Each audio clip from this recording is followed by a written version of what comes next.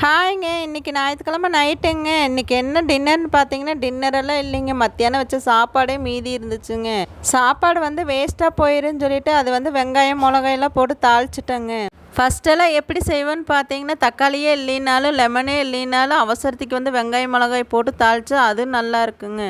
அப்படி தாளித்தாலும் அதுவும் ஒரு டேஸ்ட்டு தாங்க. இப்போல்லாம் யாருங்க இப்படி செய்கிறாங்க? என்னென்னமோ நிறைய ரைஸ் வந்துருச்சுங்க. சிக்கன் ரைஸுங்கிறாங்க, எக் ரைஸுங்கிறாங்க. அந்த ரைஸ் எல்லாம் இந்த சாப்பாட்டு கூட இணையாகாதுங்க.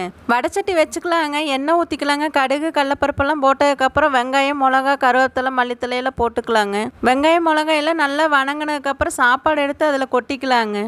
வெங்காயம், மிளகாயும் வணங்கியிலையும் உப்பு போட்டுக்கலாங்க.